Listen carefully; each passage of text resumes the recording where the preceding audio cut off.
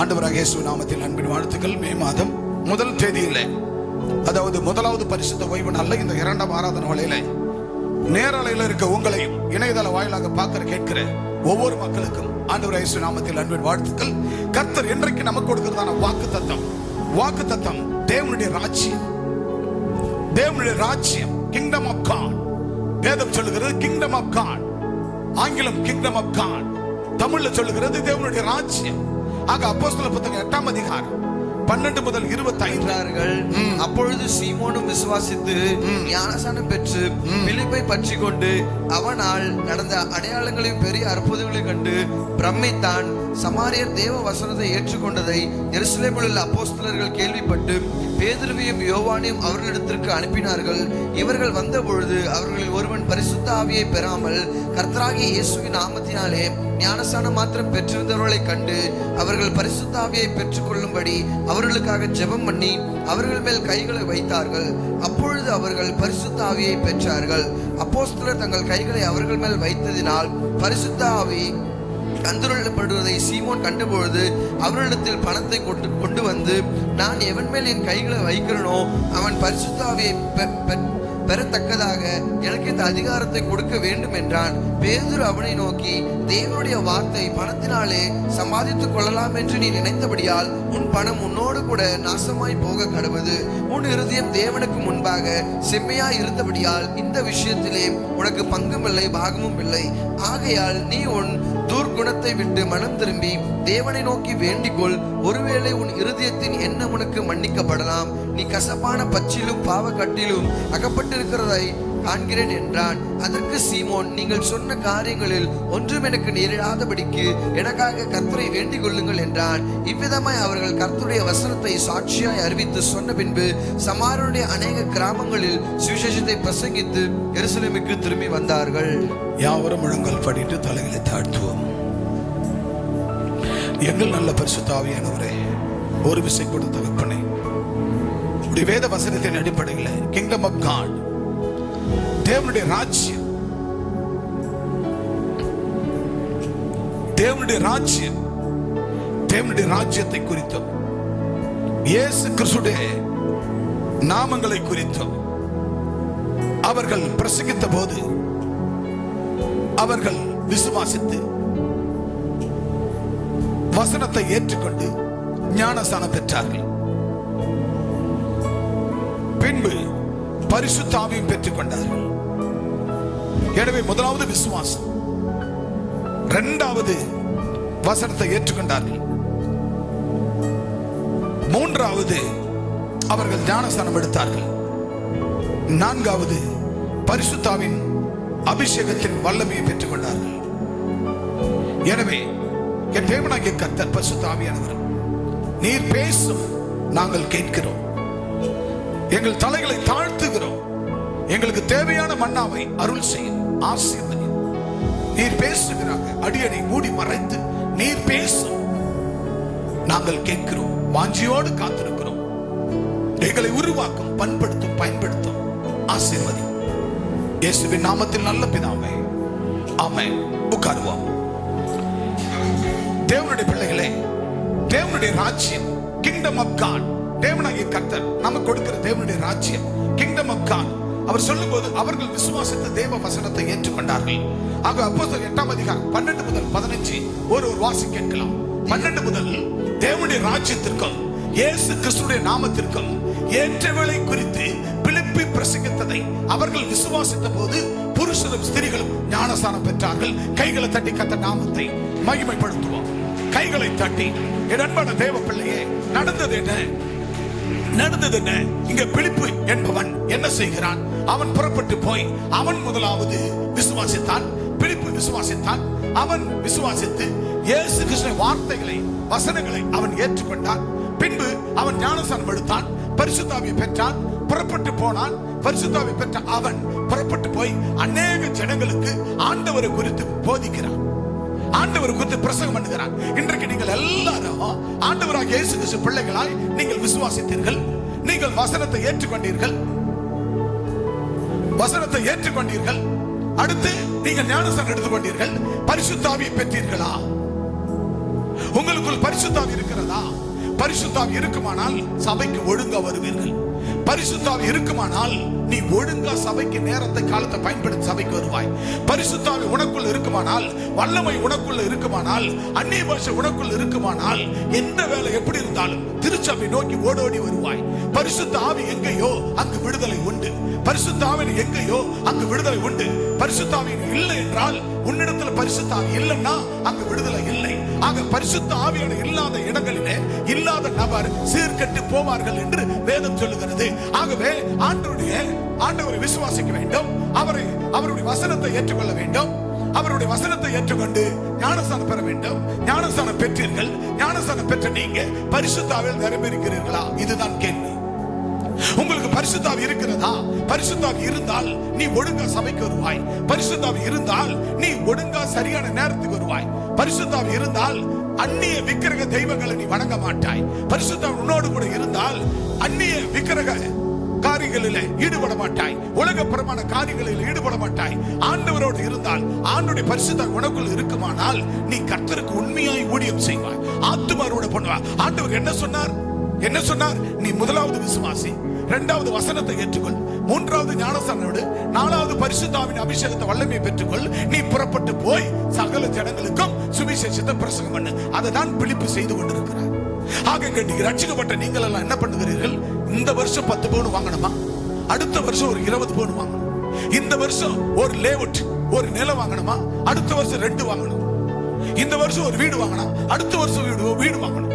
இப்படிதான் நம்ம யோசிக்கிறோமே தவிர, ஆனா நம்ம ஆண்டவர் விசுவாசித்தோம், ஞானஸ்தானம் எடுத்தோம், விசுவாசித்தோம், வசனத்தை ஏற்றுக்கொண்டோம், ஞானஸ்தானம் எடுத்தோம், பரிசுத்த ஆவியை பெற்றோமா? அந்நிய பாஷை நமக்கு வருதா? பரலோகத்தின் வார்த்தை வருகிறதா? அதுதான் கேள்விக்குறி. ஆக அதைத்தான் நீங்கள் சிந்திக்க வேண்டும். அதைத்தான் நீங்க யோசிக்க வேண்டும். எனக்கு பரிசுத்த ஆவியே வருவது இல்லை. என்ன செய்யும்? முத ஆராதனையில கேட்டேன், எல்லாம் கம்முன்னு ஒரே ஒரு ஆத்மா கை தூக்குது. ஒரே ஒரு ஆத்மா கை தூக்குது. உண்மையான எனக்கு பரிசுத்த ஆவி. மத்த யாரும் அப்போ நான் கேட்கும் போது உன்னை கை தூக்க முடியும். நீ சாட்சியா இருக்க முடியலையே. இயேசுப்பா வரும்போது நீ நிக்க முடியுமா? யோசித்து பார். அவரோடு நிக்க முடியுமா? அவரோடு நிக்க முடியுமா? அவருக்கு நேரம் வந்து நிக்க முடியுமா? அவரோடு 1000 வருட அரசாட்சியில் வாழ முடியுமா? எப்படி வாழ முடியும்? எப்படி அவர் வரும் வரைக்கும் உன்னை சாத்தா வைப்பான? பூமியில வைக்க மாட்டான். ஆக பரிசுத்த ஆவி எங்க இல்லையோ அங்கு விடுதலை இல்லை. பரிசுத்த ஆவி எங்க இல்லையோ அந்த குடும்பம் சீர்கெட்டு போகும். பரிசுத்த ஆவி எந்த மனுஷனுக்கு இல்லையோ அவர்கள் சீர்கெட்டு போவார்கள், அழிந்து போவார்கள் என்று வேதம் சொல்லுகிறது. ஆக பரிசுத்த ஆவி எங்கேயோ அங்கு விடுதலை உண்டு. பிள்ளைகள், நீங்கள் யோசிக்க வேண்டும். டீனேஜ் பிள்ளைங்க, வாலிப பிள்ளைங்க, பரிசுத்த ஆவி உங்களுக்குள் இருக்கிறதா? நீங்க விசுவாசத்தீங்க, வசனத்தை ஏற்றுக்கொண்டீங்க, ஞானஸ்தானம் எடுத்தீங்க. இன்னைக்கு கர்த்தருக்குள்ள அதோட போதாது. அதோடு முடிஞ்சு பிரியமானவர்களே, பெரியவர்களும் சரி, இணையதளத்தை பார்க்கிற கேட்கிறவர்களும் சரி, திருச்சபை மக்கள் இணையதள வாயிலாக கேட்கிற பார்க்கிற ஒவ்வொருவரும் சரி, நீங்கள் விசுவாசித்தீர்கள். நீங்கள் விசுவாசித்து வசனத்தை ஏற்றுக்கொண்டீர்கள், ஞானஸ்தானம் எடுத்தீர்கள். ஆனால் நீங்கள் பரிசுத்தாவில் நிரம்பி இருக்கிறீர்களா என்று தற்பரிசோதனை செய்து கொள்ளுங்கள். பரிசுத்த ஆவியானவர் உனக்குள்ள இருந்தால் தான் பிரச்சனை வராது. பரிசுத்த ஆவியானவர் அந்நிய பாஷை உனக்குள்ள இருந்தால் தான் வியாதி வராது. பரிசுத்த ஆவியானவர் உனக்குள்ள இருந்தால் தான் கடன் வார வராது. பரிசுத்த ஆவி உனக்குள்ள இருந்தால் தான் உங்க குடும்பத்துல சமாதானம் வரும், சந்தோஷம் வரும், நிம்மதி கிடைக்கும், கடன் வார நீங்கும், நீங்க பெற வேண்டிய ஆசீர்வாதங்கள் தடையில்லாமல் இருக்கும். பரிசுத்த ஆவி எங்க இல்லையோ அங்க குடும்பம் நிலை குலைந்து போகும். குடும்பம், கணவன், மனைவி, பிள்ளைகள் நிலை குலைந்து போவார்கள். பரிசுத்த ஆவி இல்லை என்றால் அங்கு விடுதலை இல்லை. ஆகவேதான் நீங்கள் முதலாவது விசுவாசித்து தேவனுடைய வசனத்தை ஏற்றுக்கொண்டு ஞானஸ்தானம் பெற்று விட்டீர்கள். கர்த்தருக்கு ஸ்தோத்திரம். ஞானஸ்தானம் பெற்ற முடிந்து போச்சு, அவ்வளவுதான் நீங்க நினைக்கிறீங்க. அப்படி இல்லை. ஞானஸ்தானம் பெற்ற அத்தனை பேரும் பரிசுத்த ஆவியின் அபிஷேகத்தை, வல்லமையை பெற வேண்டும், அந்நிய பாஷை பெற வேண்டும். ஆக பரிசுத்த ஆவியின் அந்நிய பாஷை இல்லைன்னா உங்க வாழ்க்கை அலங்கோலமான வாழ்க்கை. உங்க இருதயம் அலங்கோலம் ஆயிடும், உங்க உள்ள அலங்கோலம் ஆயிடும், உங்க சரீரம் அலங்கோலம் ஆயிடும். நீங்க அலங்காரமா இருக்க வேண்டும். கர்த்தர் அவர் சொந்த ரத்தத்தால் உங்களை கழுவி மீட்டார். ஆனா மீட்ட ஆண்டவருக்கு நேராய் நீங்கள் பரிசுத்த ஆவியை அந்நிய பாஷை பெறாமல் இருப்பதனால பிசாசு உங்களுக்கு கிரியை செய்கிறான். அல்லேலூயா. ஆகவே தேவனுடைய ராஜ்யத்திற்கும் இயேசு கிறிஸ்துவின் நாமத்திற்கும் ஏற்றவளை குறித்து பிலிப்பு பிரசங்கித்து அவர்களை விசுவாசித்த போது புருஷரும் ஸ்திரீகளும் ஞானசாரம் எடுத்தார்கள். அல்லேலூயா. இப்ப நீங்க ஞானசாரம் எடுத்துட்டீங்க. இப்ப நீங்க போய் பிலிப்பு போல நீங்க பிரசங்கம் பண்றீங்களா? ஆண்டவரை பத்தி சொல்றீங்களா? எத்தனை பேர் சொல்றீங்க? கை தூக்குங்க. எத்தனை ஆத்துமாக்களுக்கு ஞானசாரம் கொடுத்துருக்கோம்? கை தூக்குங்க. இட்ட அந்த ஞானசாரம் எத்தனை பேர் கொடுத்துருக்கீங்க? சாட்சியா நிக்க முடியுதா? அப்போ விசுவாசித்தார்கள், அவர்கள் வசனத்தை ஏற்றுக்கொண்டார்கள், திருவசனத்தை ஏற்றுக்கொண்டார்கள், நாமத்துக்கு ஏற்றுகளை குறித்து பிலிப்பு பிரசங்கித்த போது அவர்கள் விசுவாசித்து புருஷ ஸ்திரீகளும் ஞானஸ்நானம் பெற்றார்கள். அடுத்த வசனம்,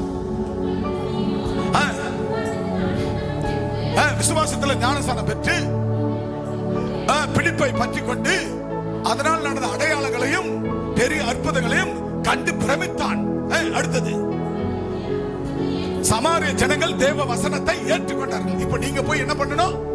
ஆண்டவர் அறியாத சமாரியா ஜனங்களுக்கு, உன் சொந்த பந்தங்களுக்கு, உன் ஊர்க்காரருக்கு, உன் நண்பர்களுக்கு ஆண்டவருடைய வார்த்தையை சொல்லணும். என் அன்பு சகோதரன் டேவிட் மேகநாதன் அவர்கள் தன்னுடைய நண்பர், அவருடைய மகள் பேர் என்ன, மகள் பேர் என்ன சொன்னாங்க? மகள் மூளையில கட்டி தலையில கட்டி கட்டி நிக்கிறாங்க. அது தலையில கட்டி இல்ல, தலையில மூளையில கட்டி கேன்சர்.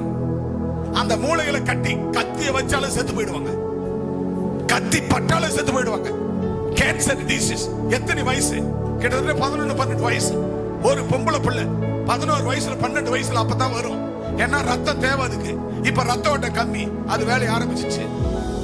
சின்ன குழந்தை இருக்கும்போது அப்படியே இருந்துரும். 11 வயசு 12 வயசு ஏஜ் அட்டன் பண்ற டைமுக்கு ரத்தம் ரொம்ப தேவை உடம்புக்கு. இதுக்கப்புறம் மாசம் மாசம் அந்த புள்ள ஏஜ் அட்டன் பண்ணிட்டா அந்த ரத்தம் அந்த தீட்டு வெளியே போகணும். ஆக இப்ப ரத்தம் அவசியம் வேணும். இந்த ரத்தம் தேவையான நேரத்துல வேலை ஆரம்பிச்சிச்சு. இப்ப அந்த பிள்ளைக்கு மூளைக்கு தேவை ரத்தம். அந்த மூளை வாழுறது எதுல? ரத்தத்துல. அதுலதான் அந்த நரம்புகள் வாழுகிறது. இந்த உடம்பு பயணிக்கிறது. இந்த நாடி இது எல்லாம் அந்த கழுத்து தண்டு நரம்பு தான். இதுதான் ஃபுல்லா பயணி வேலை செய்யறது. அப்ப இது எல்லாத்துக்கும் தேவை ரத்தம். அந்த ரத்தத்துல தான் மூளை வாழுது. அந்த மூளை வாழும்போது அதுக்கு 11-12 வயசு ஆகும்போது புள்ள ஏஜ் அட்டன் பண்ணணும், அல்லது ஏஜ் அட்டன் பண்ணிருக்கலாம். அப்ப ரத்தம் தேவை. இப்பதான் அது வேலையை ஆரம்பிக்குது. எனக்கு ரத்தம் வேணும், ரத்தம் வேணும்னு கேக்குது. அப்ப ரத்தம் வேணும்னா ரத்தம் உடல்ல இல்ல. இப்ப அதுக்கு டாக்டர் என்ன பண்றாங்க? அதை ஸ்கேன் பண்றாங்க, கண்டுபிடிக்கிறாங்க. இப்ப கத்தி வச்சாங்கன்னா அந்த புள்ள செத்துரும். ஆனா என் விசுவாசம், அந்த மனுஷனுடைய விசுவாசம், அப்பா ஜெபம் பண்ணாருன்னா ஏசப்பா சுகம் தருவா. ஆமென். அல்லேலூயா, அல்லேலூயா. அப்பா ஜெபம் பண்ணா அந்த கேன்சர் வியாதி பரிபூர்ண சுகத்தை பெறுவார்கள் என்று ஐக்கியமா சொல்லுங்க, அர்த்தமா சொல்லுங்க, அழுத்தமா சொல்லுங்க. டேவிட் அவர்களுக்கு நீங்க குடும்பமா ஏற்றுக்கொள்ள வேண்டும். உங்க பொண்ணுக்கு மகளுக்கு வந்திருக்க வியாதி உயிரை எடுக்கிற வியாதி. உங்க பொண்ணு நீங்க உயிரோடு பார்க்க முடியாது. அது கேன்சர் வியாதி, மூளையில கட்டி, அது கேன்சர், அது உயிரை எடுத்துரும். ஆகவே நீங்க குடும்பமாய் அர்ப்பணியுங்கள். ஏதோ டைமுக்கு நீங்க ஜெபம் பண்றதோட இல்ல, நீங்க ஆண்டவர் குடும்பமா அர்ப்பணித்து ஏற்றுக்கொள்ளுங்கள். அப்பொழுது உன் புள்ள பரிபூர்ணம் அடைவாள் என்று சொல்லுங்கள். காரணம், கேன்சர் வியாதியில யாராலையும் குணப்படுத்த முடியாது, விஞ்ஞான மருத்துவத்தால குணப்படுத்த முடியாது. ஆனால் என் அப்பா இயேசுவால முடியும், என் ஜெபத்தால முடியும். அது நடக்கும். ஆக அவர்களை யுத்த நாளுக்காக குதிரை ஆயத்தம் பண்ணப்படும். ஜெயம கத்தரால் வரும். அவங்களை ஒரு குதிரையாய் யுத்த குதிரையாய் ஏசப்பா என் பிள்ளைக்கு அற்புதம் செய்யுன்னு கேட்க சொல்லுங்க, கேட்க சொல்லுங்க, ஆண்டவருக்கு அர்ப்பணிக்க சொல்லுங்க. அந்த குழந்தை ரட்சிக்கப்படுவாள். ஆக மனுஷன் போய் என்ன பண்ணார்? அப்படிப்பட்ட வியாதிப்பட்டவர்களுக்கு ஆண்டவரை நற்செய்தி அறிவிக்கிறார். அதுபோல ஒவ்வொருவரும் அறிவிக்க வேண்டும், ஒவ்வொருவரும் அறிவிக்க வேண்டும். சமாரியர் என்ன பண்ணார்கள்? தேவ வசனத்தை ஏற்றுக்கொண்டதை எருசலேமில் அப்போஸ்தலர்கள் கேள்விப்பட்டு பேதுரு யோவான் அவரிடத்தில் அனுப்பினார்கள். அல்லேலூயா, அல்லேலூயா. அப்ப நம்ம தாங்க சொல்லணும் ஆண்டவருடைய வார்த்தையை. நீங்க விசுவாசித்தீங்களா? முதல்ல நீங்க எல்லாம் விசுவாசிங்களா? சத்தமா சொல்லுங்க, விசுவாசிங்களா? அப்ப விசுவாசித்து என்ன பண்ணீங்க? வசனத்தை ஏற்றுக்கொண்டீங்க, வசனத்தை ஏற்றுக்கொண்டீங்க. அதுக்கப்புறம் என்ன பண்ணீங்க? உங்களுக்கு ஞானஸ்நானத்தை பெற்றுக்கொண்டீங்க. அப்புறம் பரிசுத்த ஆவியை பெற்றுக்கொண்டீர்களா? அதுதான் கேள்வி. பரிசுத்த ஆவி இருந்தா உன் வாழ்க்கையை மாறிடும். அந்நிய பாஷை இருந்தா வாழ்க்கை மாறிடும். ஒரு சபையில ஒரு வேலைன்னா நான் பார்ப்பேன், அப்படியே அவங்க முகமே மாறிடும். ஒரு வேலையை விட்டு நான் பார்த்தாக்கா அவங்க ஒரு வேலை இருப்பா. சரி போறியா போப்பா, கர்த்தர் உன்னை பார்த்துவாரு. அப்புறம் நீ படுற வேதனை கொஞ்சம் நெஞ்சு இல்லை. கர்த்தருடைய பிள்ளைகளா தேவ வசனத்தை ஏற்றுக்கொண்ட நீ, அதாவது ஆண்டவருக்கு பாதத்துக்கு நான் செருப்புன்னு சொல்லுவேன். எங்க அப்பா பாதத்துக்கு நான் செருப்பாத்தைய நான் பாத்திரவாணி இல்லைன்னு தான் சொல்லுவேன். நானும் தகுதி இல்லைன்னுவேன். ஏன்னா நம்ம அப்பா அப்படிப்பட்டவர், அவ்வளவு பரிசுத்தர், அவ்வளவு உன்னதமானவர், அவரை போல இந்த உலகத்துல ஒரு தெய்வங்கள் கிடையாது. தெய்வம் சொல்ல முடியாது. அவர் பாதத்தை சுமக்க நான் பாத்திரவான் அல்ல, நான் அவருக்கு செருப்பாத்தைய நான் பாத்திரவான் இல்லைன்னு நான் சொல்றேன், என்னையே சொல்றேன். அப்ப நீ யாரு? நீ எப்படின்னு பார்க்கணும். நான் ஆண்டவருக்கு நான் ஒரு செருப்பா நான் தேயணும், ஒரு பாதரட்சை நான் தேயணும். அப்படிதான் என் விசுவாசம். நீங்கள் அப்படி ஆண்டவரே என் உயிர் கொஞ்சம் என்ன நீடித்து கொடுத்தீங்கன்னா, இன்னும் கொஞ்ச காலம் கொடுத்தீங்கன்னா, எங்க அப்பா உங்களுக்கா வாழ்வேன்.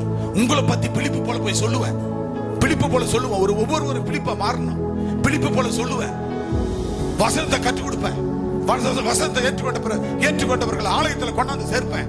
எங்க போதகர் ஞானஸ்நானம் கொடுப்பார், உனக்குள்ள அவர்களை வைப்பார். உன்னுடைய ராஜ்யத்துக்கு, அதுதான் தேவனுடைய ராஜ்யத்தையும், தேவ ராஜ்யம் பூமிக்கு வரணும். இயேசு கிறிஸ்துவின் நாமத்தை குறித்தும் நம்ம பறைசாற்றணும். அப்ப அநேகரை கொண்டு வந்து அவருடைய ராஜ்யம் சீக்கிரமா பூமிக்கு வரணும். ஏசப்பா சீக்கிரமா வரணும். நீ பாட்டு இந்த வாரம் வந்துட்டு அடுத்த வாரம் ஞாயிற்றுக்கிழமை வர்றது, இப்படி வந்தா ஏசப்பா ராஜ்யம் சீக்கிரம் வராது. அல்லேலூயா, அல்லேலூயா. தீவிரமா இறங்கி அவருடைய பணியை செய்யணும், அவருடைய வேலையை செய்யணும், அவருடைய ஆண்டவருடைய பணியை நம்ம செய்கிறவர்களா இருக்கணும். தீவிரமா இறங்கணும், தீவிரமா செய்யணும். யார் செய்யறீங்க? அப்ப ஏன் நமக்கு பிரச்சனை வராது? ஏன் நம்ம குடும்பத்தில் தொல்லை வராது? ஏன் நம்ம குடும்பத்தில் தொந்தரவுகள் வராது? ஏன் கடன் பாரம் வராது? ஏன் நமக்கான ஆசீர்வாதத்தை பிசாசு புடுங்க மாட்டான்? சொல்லுங்க, ஏன் புடுங்க மாட்டான்?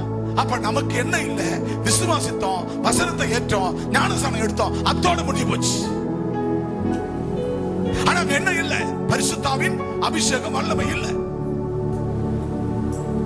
பரிசுத்தாவின் அபிஷேகம் இல்லாததுனால வேதம் சொல்லுகிறது, பரிசுத்த ஆவி எங்கேயோ அங்கதான் விடுதலையா ஆசீர்வாதத்தை பெற முடியும்.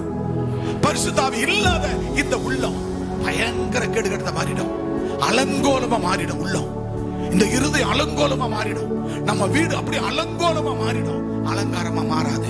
பரிசுத்த ஆவியானவர் எங்கேயோ அங்கு விடுதலை உண்டு, பரிசுத்த ஆவி எங்க இல்லையோ அங்கு விடுதலை இல்லை.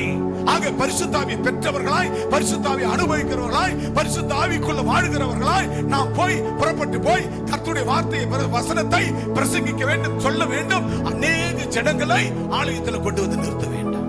அல்லேலூயா. ஞாயிற்றுக்கிழமை சர்ச்சுக்கு வரல, உன்னை பார்த்து என்ன சொல்லுவாங்க ஊர்ல? ஆண்டவர் அறியாதவங்க என்ன சொல்லுவாங்க? இவெல்லாம் ஒரு ஆளையா? இந்த மனுஷன் எப்படி இருந்தாயா? இன்னைக்கு எவ்வளவு பரிசுத்தமா அந்த கடவுள் வாழ வச்சுக்கிறாரு. இந்த நாள்ல சர்ச்சுக்கு போவாம எங்க சுத்திக்கிறான் பாரியா? கறிகடை நிக்கிறாயா, கல்லு கடை நிக்கிறாயா, பிராந்தி சாப்பிடுறாயா, தோ போய் வேலை செஞ்சுக்கிறாயா. என்னையா இது ஓய்வு நாள்? நமக்கெல்லாம் எவ்வளவு பயமா இருக்குது ஏசப்பா பார்த்தா.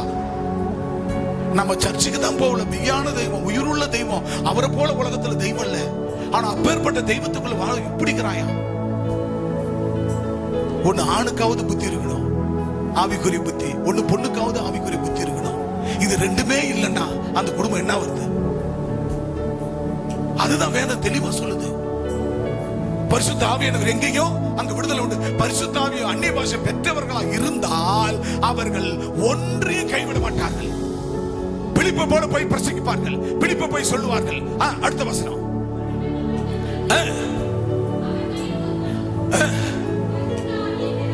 பரிசுத்த ஆவியை பெற்றுக்கொள்ளாம்.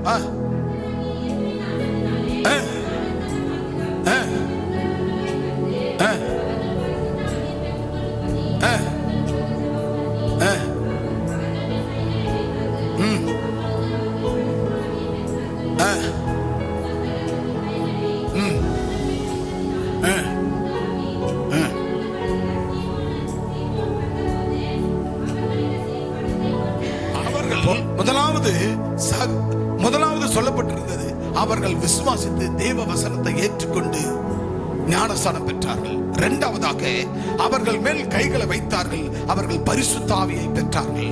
அல்லேலூயா. இரண்டாவதாக அவர்கள் மேல் கைகளை வைத்தார்கள், அவர்கள் பரிசுத்த ஆவியை பெற்றார்கள். வாசிக்கலாம், அப்போஸ்தலர் புத்தகம் 17 முதல் 25. 17 வசனம் வாசிக்க கேட்கலாம். அவர்கள் மேல் கைகளை வைத்தார்கள், அப்பொழுது அவர்கள் பரிசுத்த ஆவி பெற்றார்கள். இப்ப என்ன நடக்கணும்? அவர்கள் மேல் கரங்களை வைத்தார்கள். இங்க நம்ம சபைக்கு வர ஜனங்க என்னன்னா சர்ச்சு முடிஞ்ச உடனே ஓடி விடுவாங்க. அப்போஸ்தலரே, நாங்க வந்து உங்க தலைமையில கையை வச்சு ஜெபம் பண்ண கூட உங்களுக்கு நேரம் இருக்காது. இப்ப நாங்க கரங்களை நீட்டினா தானே உங்களுக்கு பரிசுத்த நீங்க பெற முடியும். நாங்க கைகளை நீட்டப்படும் போது துதியின் ஆராதனை வேளையில நீங்க வந்து ஆராதிக்கும் போது தானே கரங்களை நீட்டி நாங்கள் ஆசீர்வதிக்கும் போது, அங்க அப்போஸ்தலரே நாங்கள் ஆசீர்வதிக்கும் போது இந்த ஆசீர்வாதம் உங்க தலைமையில வந்து தங்க பரிசுத்தாவை பெறுவீர்கள். அப்ப அந்த ஆராதனை துதியின் ஆராதனை வேளையில வரலன்னா எப்படி பெற முடியும்? துதியின் ஆராதனை இல்லைன்னா எப்படி துதியின் சத்தத்தை கேட்க முடியும்? சில பேர் துதியின் ஆராதனை முடிச்சுட்டு வருது, சில பேர் வசனத்துக்கு வருது, வார்த்தைக்கு வருது, சில பேர் முன்னாடி முடிச்சுட்டு கிளம்பிடுறது வசனத்துக்கு இல்லாம. இப்படி இருந்தால் எப்படி பரிசுத்தா பெற முடியும்? அவர்கள் மேல் கைகளை வைத்தார்கள், அப்பொழுது அவர்கள் பரிசுத்தாவை பெற்றார்கள். 18 பரிசுத்தாவை பெற்றார்கள். அப்போஸ்தலர்கள் தங்கள் கைகளை அவர்கள் வைத்ததினால் பரிசுத்தாவின் தந்தருளப்படுகிறது. சீமோன் கண்டபோது அவர்களிடத்தில் பணத்தை கொண்டு வந்து என்ன பண்ற? இப்போ சீமோனுக்கு பணம் வச்சுக்கிறான். சீமோன் என்னத்தை வச்சுக்கிறான்? பணத்தை வச்சுக்கிறான்.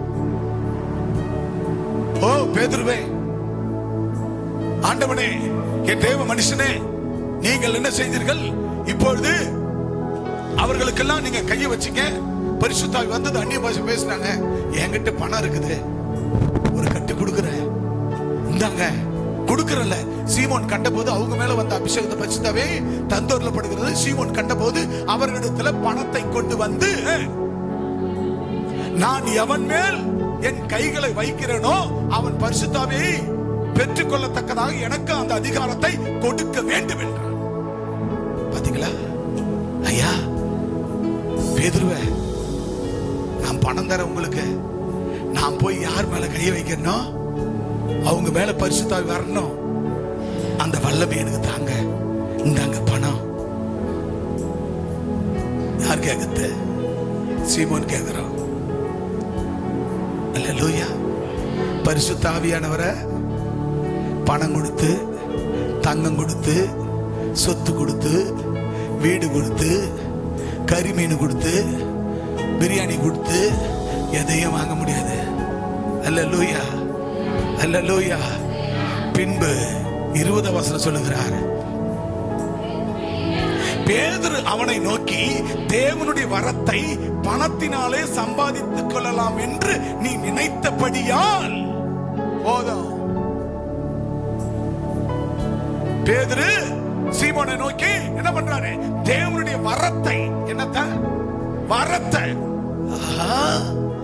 இப்ப 4 குடும்பத்துக்கு அப்பா அபிஷேக ஆராதனை பண்ணாரு.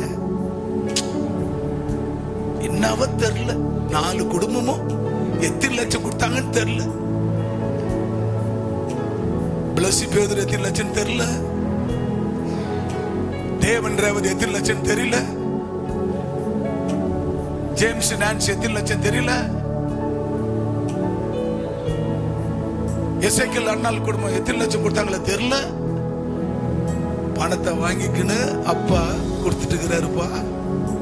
அப்படியா? அப்படியா? சொல்லுங்க, அப்படியா? நெஞ்சில துளி கூட நினைக்க கூடாது.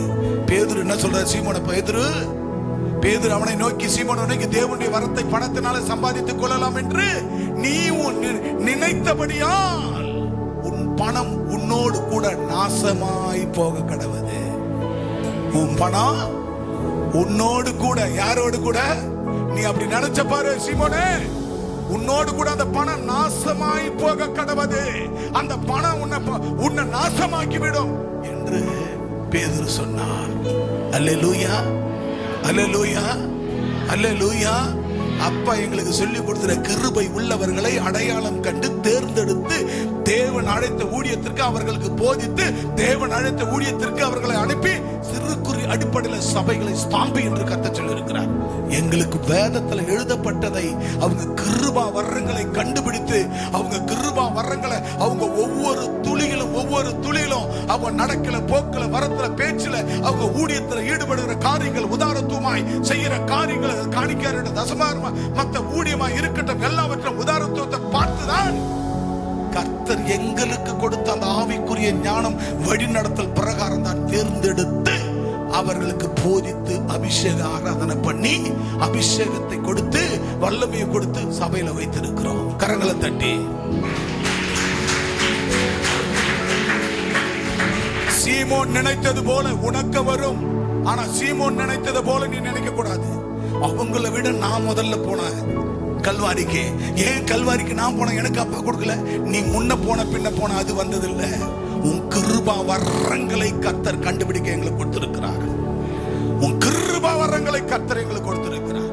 அந்த கிருபா வரங்களை கண்டுபிடிக்கிற அந்த அபிஷேகத்தை, அந்த வல்லமை எங்களுக்கு கொடுத்தபடினால கிருபை உள்ளவர்களை அடையாளங்கள் தேர்ந்தெடுத்து போதித்து அப்பா ஊழியத்துல சபையில அர்ப்பணிக்க வைக்கிறோம். அல்லேலூயா, அல்லேலூயா. ஆக ஒரு துளி இந்த வார்த்தை பேசுறாருன்னா யாருன்னா அப்படி பேசுனாங்கன்னு என்கிட்ட எதுவும் யாரும் வந்து சொல்லல. ஆனா உன் நெஞ்சில நீ நினைத்தாய், அதுதான் கர்த்தர் என்னோடு பேசினார். நீங்க நினைப்பீங்க யாரோ வந்து சொல்லிக்கிறாங்க, யாரோ நம்ம சொன்னதை கொண்டாந்து சொல்லிட்டு இருக்கிறாங்க. அப்படி அல்ல. யாரும் எங்களுக்கு சொல்ல தேவையில்ல. வார்த்தை கொடுக்கிறார்னா கர்த்தர் சும்மா கொடுக்க மாட்டார். ஏசப்பா வார்த்தை கொடுத்தா சும்மா கொடுக்க மாட்டார். ஓ பேதுரு பார்த்து சொல்றார், சீமோனே உன் நெஞ்சில நீ நினைத்தபடியால் ஒரு கட்டு பணத்தை கொண்டாந்து கொடுத்து இந்த வரத்தை கிருபா வார்த்தை வாங்கிடலாம். நீ நெஞ்சில நினைத்தபடியால் பணம் உன்னை நாசமாக்கும். அல்லேலூயா. நினைக்க நெஞ்சில நீங்க நினைச்ச ஒரு சில ஆள் நினைச்சபடினாலதான் கர்த்தர் இந்த வார்த்தையை உங்களோடு பேசுகிறார். அல்லேலூயா. இதுல மட்டும் இல்ல, எல்லாவற்றிலும் உங்க நெஞ்சில ஒரு துளி சந்தேகம் வரக்கூடாது, ஒரு துளி வரக்கூடாது. ஆகவே அங்க பேதுரு அவனை நோக்கி, சீமோனை நோக்கி, தேவனுடைய வரத்தை பணத்தினால சம்பாதித்துக் கொள்ளலாம் என்று நீ நினைத்தபடியால் உன் பணம் உன்னோடு கூட நாசமாய் போக கடவதாக. பிரியமான தேவ பிள்ளையை, தேவனுடைய வரத்தை, தேவனுடைய ஆசீர்வாதத்தை, தேவனுடைய ஆலயத்தில் ஒரு மூப்பனாக, ஒரு தலைவனாக, உப தலைவராக, செல்லிடராக, இல்ல லேவியர்களாக, கோயர்ல பாடுகிறவர்களாக, அல்லது வீடியோ எடுக்கிறவர்களாக, மியூசியனாக, இன்னும் பிஏ சிஸ்டம் இருக்கிற எல்லா மீடியா டீம் இல்ல குழு டீம் எந்த ஊழியம் செய்தாலும் யாரும் உங்களுடைய பணமோ பொருளை வைத்து ஆண்டவர் அழைப்பது அல்ல. ஆண்டவர் கொடுக்கிற கிருபா வரங்களை கண்டுபிடித்துதான் ஆண்டவர் ஒவ்வொரு காரியத்தை செய்கிறார். எனவே உங்க நெஞ்சில துளி கூட ஒரு நாளும் ஒரு காலம் நீங்கள் சந்தேகத்தோடு பார்க்க கூடாது, சந்தேகம் என்ன வரக்கூடாது. அப்படிப்பட்ட நீங்க இருக்கிறபடினால தான் இருக்க வேண்டும் என்று கர்த்தர் சொல்லுகிறார். ஆகவே ஒருவேளை அப்படி இருப்பீர் என்றால் உன் பணம் என்ன பண்ணுமா? நீங்களே சொல்லுங்க. மிஷனரிக்கு கொடுக்கணும், ஏன் கொடுக்கணும் அப்படின்னு நினைச்சா அந்த பணம் உன்னை என்ன பண்றோமா?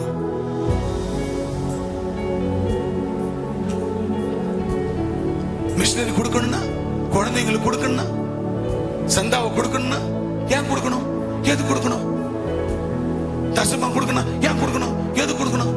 இவருக்கு என்ன புத்தி இல்லையா? ஏன் அப்படி கொடுக்கிறாரு? ஏன் அப்படி கொடுக்கிறாரு? வலது கையினால் கொடுப்பது நம் சரீரத்துல இடது கைக்கு தெரியக்கூடாதுன்னு கர்த்தர் சொல்லுகிறார். ஆக உன் இடது கை உன்னை பார்த்து நீ கொடுக்காத, நீ ஊழியத்துக்கு போவாத, நீ ஊழியத்தை செய்யாத, நீ இப்படி சீக்கிரம் போவாத, நீ ஆண்டவரோடு இருக்காத, நீ ஐக்கியமா இருக்காத, இந்த சபையில இருக்காத அப்படின்னு உன்னை சுற்றி உள்ள யார் சொன்னாலும் அதை நீ என்ன பண்ணனா? பேதுரு என்ன சொன்னாரு? சீமோனை பார்த்து, உன் பணம் உன்னை நாசமாக்கும். நீ என்ன நினைச்சையோ அதுவே உன்னை அழிச்சு போடும். இத்தோட நீ மனம் திருப்பு. அடுத்த வசனம் திருப்பு. உன் இருதயம் தேவனுக்கு முன்பாக செம்மையா இராதபடியால், செம்மையா இல்ல இராதபடியால் இந்த விஷயத்திலே உனக்கு பங்கும் இல்லை, பாத்திரம் அல்ல. அல்லேலூயா. இதை நான் செய்தாக வேண்டும். அல்லேலூயா, அல்லேலூயா. ஒவ்வொரு துளியும் உங்களை பார்த்து பார்த்து பார்த்து தான் செய்தாக வேண்டும். அதை தான் கர்த்தர் சொல்றார். உன் இதய தேவனுக்கு முன்பாக செம்மையானதா இராதபடியால் இந்த விஷயத்தில் உனக்கு பங்குமில்லை, பாத்திரமில்லை. அல்லேலூயா. அடுத்த வசனம் சீக்கிரம். ஆகையால் நீ உன் துர்க்குணத்தை விட்டு மனம் திரும்பி, கேட்டீங்களா? உன் துர்க்குணத்தை விட்டு மனம் திரும்பி. அண்டர்லைன் பண்ணுங்க. துர்க்குணத்தை விட்டு மனம் திரும்பி. எப்போதும் எந்த வேளையிலும் உனக்கு துர்க்குணத்தை விட்டு மனம் திரும்பி தேவனை நோக்கி வேண்டிக்கொள். யாரை நோக்கி? தேவனை நோக்கி வேண்டிக்கொள். ஆண்டவரை நோக்கி வேண்டிக் கொள்ள வேண்டும். ஆண்டவரே, நான் இப்படி தப்பு பண்ணிட்டேன், ஆண்டவருக்கு கொடுக்கிறது நான் 2 மனமா இருந்துட்டேன். ஆண்டவருக்கு ஊழியம் செய்ய 2 மனமா இருந்துட்டேன். ஆண்டவருக்கு கொடுக்க நான் 2 மனமா இருந்துட்டேன். அதனாலதான் இவ்வளவு வேதனை, இவ்வளவு பிரச்சனை. நான் வேலைக்கு போகும்போது பெரிய விபத்து, பெரிய ஒரு ஆக்சிடென்ட் வந்தது. அதுல எல்லாருக்கும் அடிபட்டுச்சு. ஆனா எனக்கு மட்டும் உசார ஆண்டவர் என்னை காப்பாத்தினார். பிரியமான தேவ பிள்ளையே, நீ ஒழுங்கும் கிரமமாய் இன்னமும் பரிசுத்தமா இருந்தா அந்த ஜனங்களுக்கு அது நடந்திருக்காது. ஆகவும் ஒரு ஆளால் ஆண்டவர் அவன் இருந்த அத்தனை பேரை காப்பாற்றினார், உன்னை காப்பாற்றினார். அதுதான் நீ மனம் திரும்பு, தேவனை நோக்கி வேண்டிக்கொள். நம்ம என்ன பண்றது கிடையாது, அந்த துர்குணத்தை விட்டு மாறுறது கிடையாது. அது இருந்துகிட்டே இருக்கும். சைலண்டா என்ன பண்ண தெரியுமா, பாம்பு புத்துல இருக்குங்க, சைலண்டா இருந்துகிட்டே இருக்கும். பால் ஊத்துற வரைக்கும் குடிச்சுக்கிட்டே இருக்கும். ஒரு நாளைக்கு பால் ஊத்தல மேல அது புத்துல இருந்து ஏறி வந்து நம்மளை கடிச்சு சாவச்சிடும். அது போல சைலண்டா இருக்கிற மாதிரி தான் இருப்பாங்க. ஆனா என்ன பண்ணுவாங்க, பாம்பு போல கொத்தி கொண்டு இருப்பார்கள். அந்த சிறுவ கொத்துறது அது அவங்களுக்கு நினைச்சுக்கிறது நம்ம நல்லது செய்யறோம்னு சொல்லிட்டு. இந்த துர்க்குணத்தை விட்டு விலகு. நீ ஊழியத்துக்கு செய்யறியோ, அடுத்தவங்களுக்கு செய்யறியோ, சொந்தக்காரனுக்கு செய்யறியோ, அந்த துர்க்குணத்தை விட்டு விலகு. சில ஆட்கள்ல பாருங்கன்னா, சில சபைகள்ல, நம்ம சபையில அதெல்லாம் இல்லை. ஆனா உடனே சூனியம். எதனா ஒரு கடனா ஒரு சூனியம் வைக்கணும், எதனா ஒரு பிசினஸ் பண்ணா சூனியம் வைக்கணும், எதனா ஒரு குடும்பம் வளர்ந்தா அவங்களுக்கு சூனியம் வைக்கணும். இந்த மாதிரிலாம் பல ஜனங்கள், பல சபைகள் இருக்கிறார்கள். அந்த மாதிரி இருக்கக்கூடாது. ஆகையால் நீங்கள் துர்க்குணத்தை விட்டு மனம் திரும்பி தேவனை நோக்கி வேண்டிக்கொள். ஒருவேளை உன் இருதயத்தின் எண்ணம் உனக்கு மன்னிக்கப்படலாம். அப்ப கூட என்ன சொல்றாரு, நீ வேண்டிக்கொள், உன் இருதயத்தின் எண்ணம் உனக்கு மன்னிக்கப்படலாம். அப்ப மன்னிக்கப்படும் என்று சொல்லல, மன்னிக்க இங்கதான் ஹைலைட் பண்ணணும்.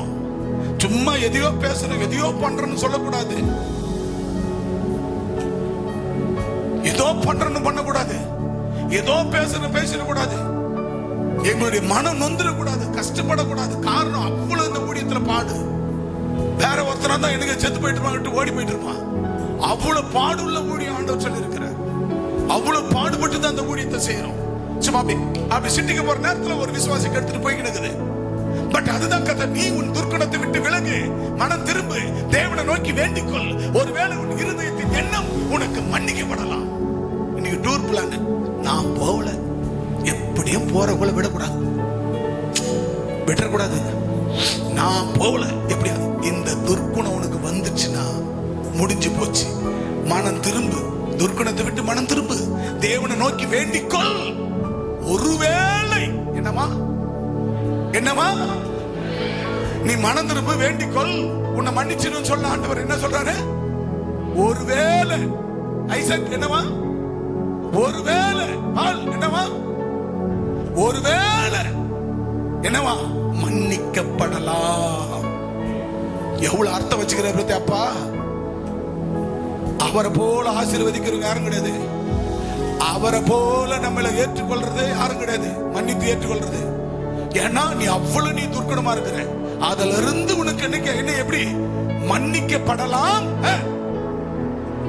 நீ கசப்பான பிச்சிலும் பாவ கட்டிலும் அகப்பட்டு இருக்கிறதை காண்கிறேன். அப்பா பேதுரு சொல்றாரு பாருங்க, நீ கசப்பான பிச்சு. ஒரு கோழியை வெட்டு, அதுல பிச்சு இருக்குது, கசப்பு. ஒரு ஆட்டை வெட்டு, அதுல இருக்கு கசப்பு. ஒரு மாட்டை வெட்டு, அதுக்குள்ள இருக்க கசப்பு. ஒரு எந்த ஜீவனை வெட்டு கசப்பு இருக்குது. ஏன் ஒண்ணு இல்லைங்க, ஒரு ஆத்துல மட்டி இருக்குங்க, ஒண்ணுத்துக்கு உதவாது, பூச்சி தான் சாப்பிடும். அந்த மட்டியை அதை அவிச்சு எடுத்து பார்த்தோம்னா அது உள்ள அந்த வயிற்றுக்குள்ள பிச்சு இருக்குது, கசப்பு. ஏன் ஒரு கடல்ல யாரும் அதை சாப்பிட மாட்டாங்க. அந்த முரலுன்னு ஒண்ணு இருக்கும், கிழிஞ்சல் முரல் நீட்டா இருக்கும். அதை நோண்டி பார்த்தா, அதை எடுத்து அவிச்சு ஓபன் பண்ணி பார்த்தா அந்த சதையில அது உடம்புக்குள்ள பிச்சு இருக்கு, கசப்பு. ஓய்யோ அவ்வளவு கசப்பு, சொல்ல முடியாத கசப்பு. அப்ப ஆண்டவர் சொல்றாங்க, அப்படி சொல்ல முடியாத நீ கசப்பான பிச்சிலும் பாவ கட்டிலும் அகப்பட்டு இருக்கிறதை காண்கிறேன். யார் காண்றது? பேதுரு, தேவ மனுஷன். அப்ப அவர் காண்கிறார். அப்ப உங்களை குறிச்சு யார் தான் காண முடியும்? நான் தான் காண முடியும். தேவ மனுஷன், தேவ மனுஷன் தான் காண முடியும். தேவ மனுஷனுடைய மகன் ஜூனியர் தான் காண முடியும். எங்க குடும்பத்தார் தான் காண முடியும். இப்ப வேற யாரும் உங்களை குறிச்சு காண முடியும்? நீங்க கசப்புள்ளவங்களா இருக்குன்னு யாரு காண முடியும்? நாங்க தான் காண முடியும். கசப்புள்ளவர்கள் யார் தான் காண முடியும்? நாங்க தான் காண முடியும். எனவே அந்த வசந்த வாசிங்க, நீ கசப்பிலும் பிச்சிலும் பாவ கட்டுகளிலும் அகப்பட்டு இருக்கிறதை காண்கிறேன். இப்ப இந்த வார்த்தை கேட்கிற இந்த வாலிப பிள்ளைங்க என்ன பண்ணும்? எந்த இடத்துல இந்த பிச்சில, நீ இந்த பிச்சிலும் பாவ கட்டிலும் எந்த இடத்துல நம்ம அகப்பட்டு இருக்கோம்னு நீங்க பார்க்கணும், சிந்திக்கணும். அகப்பட்டு இருக்கிறதை காண்கிறேன். அப்ப ஏசப்பா வார்த்தை சொல்லுகிறது, அப்ப எந்த விஷயத்துல அப்பா அம்மாவுக்கு மறைக்கிறோம், எந்த விஷயத்துல அப்பா அம்மாவுக்கு உண்மையா இல்லாத இருக்கிறோம். நம்ம பெத்து ஆளாக்கி உணவு கொடுத்து பாதுகாப்பு கொடுத்து நகை கொடுத்து துணி கொடுத்து படிக்க வைக்கிற நம்ம அப்பா அம்மாவுக்கு நம்ம வாழ்க்கை குறித்து எதிர்காலத்தை குறித்து அக்கறை இருக்காதா? அப்படி என்பதை நீங்க என்ன செய்ய வேண்டும்? நீ கசப்பான பிச்சிலும் பாவ கட்டிலும் அகப்பட்டு இருக்கிறதை காண்கிறேன். அப்ப இங்கதான் நீங்க கவனமா இருக்கணும். ஆண்களா இருந்தாலும் பெண்களா இருந்தாலும் சிறு பிள்ளைகளா இருந்தாலும் வாலிபர்களா இருந்தாலும் அகப்பட்டு இருக்கிறதை காண்கிறேன். அதற்கு சீமோன், யாரு சீமோன் கேட்கிறான், ஆண்டவனே நீங்க சொன்ன காரியங்களில் ஒன்றும் எனக்கு நேரிடாதபடி, காரியங்கள் ஒன்று எனக்கு நேரிடாதபடிக்கு எனக்காக கர்த்தரை வேண்டிக் கொள்ளுங்கள். யார் வேண்டணும்? இப்ப நீ வந்து யார்கிட்ட சொல்லணும்? ஆமா ஆண்டவனே, ஆமாப்பா, ஆமா, இன்னைக்கு வந்த வசன வார்த்தை எனக்கு தான். நான் இந்த விஷயத்துல தவறு இருக்கிறேன். என்கிட்ட சொல்ல முடியாது, பெண்கள் அம்மா கிட்ட சொல்லலாம். இந்த விஷயத்துல நான் தவறு இருக்கிறேன், என்ன நீங்க தயவா மன்னித்து ஏசப்பா கிட்ட எங்களுக்கு மன்னித்து வாங்கி கொடுத்து எங்களுக்காக நீங்க வேண்டுதல் செய்யுங்க அப்படின்னு நீ வந்து உன் பாவத்தை, அதாவது ஆண்டவர் சொல்றாரு, பாவத்தை அறிக்கை செய்கிறவன், பாவத்தை அறிக்கை செய்து விட்டு விடுகிறவன் இரக்கம் பெறுவான். பாவத்தை அறிக்கை செய்து விட்டுன்னு அத்தோட வந்து சொல்லிடணும், எங்க கையில சொல்லி, அப்ப அத்தோட நீ விட்டுணும். நாங்களும் அந்த பாவ மன்னிப்பு, ஆண்டவரே இந்த பிள்ளைகளை மன்னித்து ஏற்றுக்கொள்ளுன்னு ஜெபம் பண்றோம். அதோடு முடிஞ்சு போச்சு, இனி நீ பாவம் செய்யாத. அல்லேலூயா. ஆனா வார்த்தை கேட்கறீங்க, அப்படியே போயிடுறீங்க. ஆனா அம்மா சொல்லுவாங்க, சில பெண்கள் வந்து உண்மையை என்கிட்ட சொல்லுவாங்க அப்படின்வாங்க. இந்த மாதிரி விஷயம் அவங்க என்கிட்ட ஷேர் பண்ணுவாங்க. இந்த மாதிரி இந்த பெண்ணானவள் சொன்னால், இந்த பெண்ணானவள் சொன்னால் அப்படின்னு சொல்லுவாங்க. அப்ப உங்ககிட்ட என்ன தப்பு இருக்குதோ அதை அம்மா கிட்ட வந்து சொன்னா அவங்க அதை ஏற்று ஆண்டவர்கிட்ட பாவ மன்னிப்பை ஜெபம் பண்ணி உங்களை அதோட கிளியர் பண்ணி வேண்டுதல் செய்து விடுவார்கள். அதோட நீ இனி பாவம் செய்யற சமாதானமா போ. அல்லேலூயா, அல்லேலூயா. அங்க ஒன்று எனக்கு நேரிடாதபடி எனக்காக கர்த்தரை வேண்டிக் கொள்ளுங்கள். அல்லேலூயா. இன்னைக்கு ஒரு கல்யாணம் வச்சுட்டு நம்மளை கூப்பிடுறானே, கோயில் உள்ள போய் கோயில் உள்ள நிக்கிறியே, அவன் வந்து உனக்காக வேண்டுதல் செய்வானா? சொல்லுங்க. நீ போய் அது உள்ள கோயில் உள்ள போயிட்டு வந்துட்ட, ஒரு கல்யாணத்துக்கு போயிட்டு வந்துட்ட, நீ போய் பாவ கட்டிலுக்கு சிக்கிட்ட, மாட்டிட்ட. இப்ப அதுல இருந்து இப்ப உனக்கு அவன் விடுதலை கொடுப்பானா? யார் உனக்கு விடுதலை கொடுக்கிறது? அந்த விடுதலை யார் வாங்கி கொடுக்கிறது? நீ யார்கிட்ட வந்து சொல்லணும்? போதகர் அம்மா கிட்ட வந்து சொல்லணும். நேரா ஏசப்பா, எங்க பாஸ்டர் அம்மா கிட்ட போக மாட்டேன், என்ன ஆசீர்வதி. நான் வந்து என்ன பண்ணிட்டு வந்தேன், கோயிலுக்கு போனேன், தாலி எடுத்து கொடுத்தேன், அங்க அரிசி கொடுத்தாங்க, அரிசி பருப்புலாம் போட்டு வாங்கிட்டு வந்தேன், என்னை காப்பாத்துனா காப்பாற்ற மாட்டாரு. நீ எங்க வரணும்? நீ பண்ண தப்புக்கு பரிகாரத்துக்கு அம்மா கிட்டயோ அப்பா கிட்டயோ ஆவிக்குரிய அப்பா அம்மா கிட்ட வந்து என்ன செய்யணும், இந்த மாதிரி ஒரு தப்பு பண்ணிட்டோமா, செஞ்சிட்டோமா, எனக்கு மனசு ரொம்ப கஷ்டமா இருக்குது, இனி நான் அதை செய்யக்கூடாதபடி எனக்காக நீங்க வேண்டுதல் செய்யுங்கன்னு இங்க வந்து எங்க கிட்ட தான் கேட்கணும். அல்லேலூயா, அல்லேலூயா. அதை விட்டுட்டு நீ பாட்டு போறதும் வர்றதும், நீ பாட்டு இங்க ஒரு கல்யாணம், அங்க ஒரு கல்யாணம், அங்க ஒரு கருமாதி, அங்க ஒரு முயற்சி அடிக்கணும், அங்க ஒரு இது பண்ணும், இதெல்லாம் போய் நீ பாட்டு பண்ணிட்டு நீ பாட்டு போயிட்டு எங்க கிட்ட வந்து சொல்லாம நீ செஞ்சுட்டு இருந்தா அத்தனை சாபங்களும் உன் தலை மேல உட்காந்துக்கிட்டு மெரி மெரி மெரி மெரிச்சு கீழே போட்டு மெரிச்சு கீழே தள்ளி ஏறி கழுத்து மேல உட்காந்துக்கிறான். ஏதோ ஒரு தப்பு பண்ணிட்டேயா, ஒரு ஓய்வு நாள் வரல, எனக்கு கண்டினியூவா தொடர்ந்தா அநியாயமா இல்ல? அப்பா எவ்வளவு வார்த்தைகளை என்ன செய்யணுமா?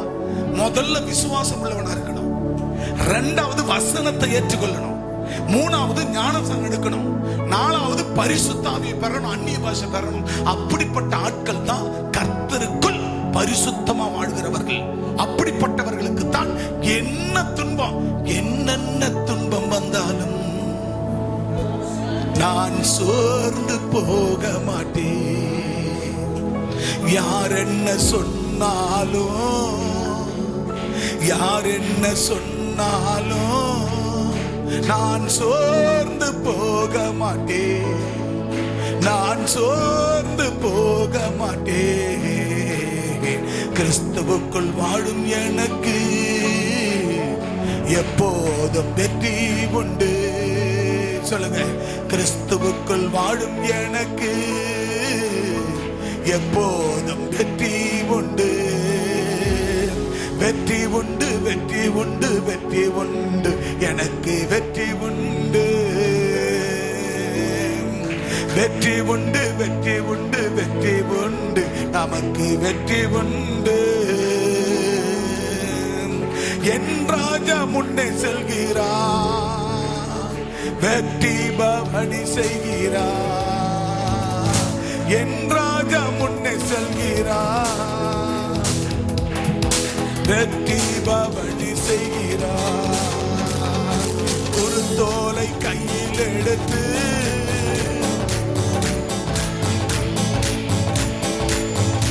நான் ஓசன்னா பாடிடுவேன், நான் ஓசன்னா பாடிடுவேன். கிறிஸ்துவுக்குள் வாழும் எனக்கு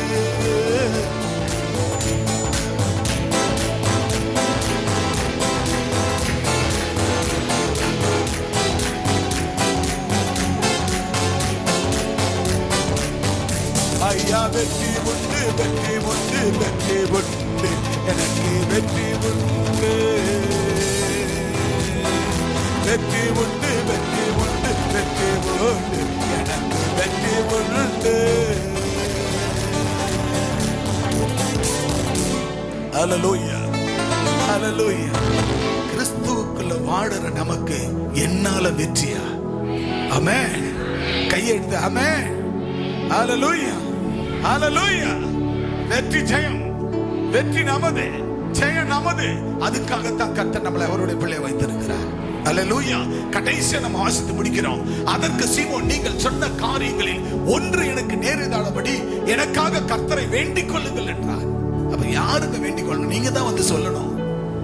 இப்ப நீங்க இருக்கிறீங்கன்னா, உங்களுக்கு இந்த பிரச்சனை இப்படி நடந்து போச்சு, இப்படி இருக்கிறேன், நான் இந்த இடத்துல விளைவு, நீங்க வந்து சொல்லணும்.